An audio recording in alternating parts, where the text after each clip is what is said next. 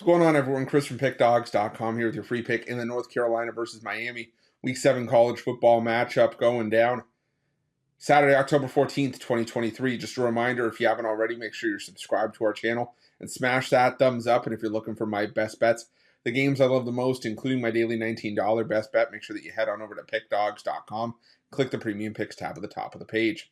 But let's get to this one between UNC and Miami, and UNC coming into this one 5-0 on the year, 4-1 against the number after a 40-7 victory over Syracuse in their last matchup. Meanwhile, Miami should be 5-0, but they said they're 4-1, 3-2 against the number after a heartbreaking 23-20 loss to Georgia Tech, a game that, for all intents and purposes, Miami had circled as moving on to 5-0 into this game, pair of unbeatens in this matchup. But, instead of taking a knee, the Canes tried to run the football, fumbled it, and then, a home run, broken play later. It's all of a sudden Georgia Tech walking into the end zone and celebrating. And, you don't have much more of a heartbreaking way for Miami to lose that game. As, you had players crying on the sidelines and, people left wondering what happened. Social media went crazy after that. But now it's all about, for me, how is Miami going to pick themselves up? I mean, it's not like this is the first time we've seen Mario Cristobal do. We've not the first time we've seen him do this. He did the same thing at Oregon.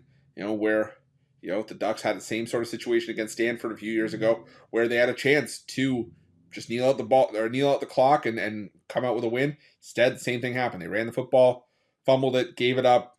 Stanford scored, ended up stealing that game. But how did Oregon do the next week? They bounced back. They beat a ranked Cal team. And then after that, they beat Washington. So Cristobal, while he does have a history of making these mistakes and having these coaching blunders, from what we've seen, it's a small sample size, but his team's been able to rally the troops and pick themselves up. And from what I've been hearing, Miami, they like the fact that Cristobal took accountability for that, saying, "Hey, I screwed up. I made the wrong play call, and it cost us the game." So I think that his players are going to pick themselves up and rally here. I could be wrong, and they could just come out completely flat. And this North Carolina team is a team that you don't want to have that happen against, because they've got one of the better quarterbacks in the country in Drake May. They just got Tez Walker back at receiver, but I think their defensive numbers are a little bit inflated. I mean, sure, if you're North Carolina, you beat up on Syracuse, and that's a solid win. You held Minnesota to 13 points, held South Carolina to 17. Those are teams that are not necessarily the strongest offensively. You played App State at home. You gave up 34 points and 500 yards of offense to the Mountaineers in that game. Gave up 24 points to a Pitt team that really can't score on anybody.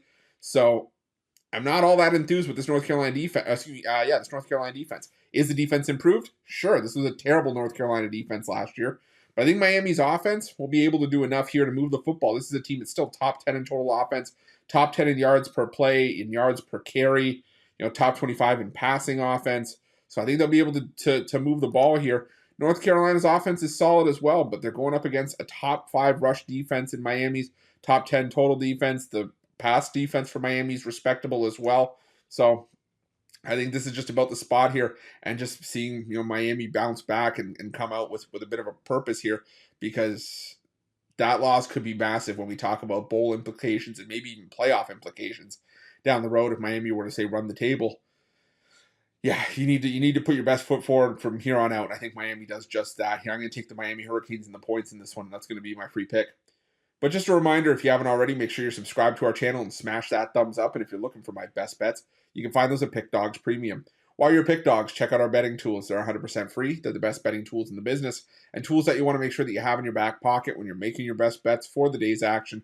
And while you're at our YouTube channel, make sure you have notifications turned on so you can be the first to be in the know when the newest content drops here at Pick Dawgz. Thanks for watching. See you guys soon.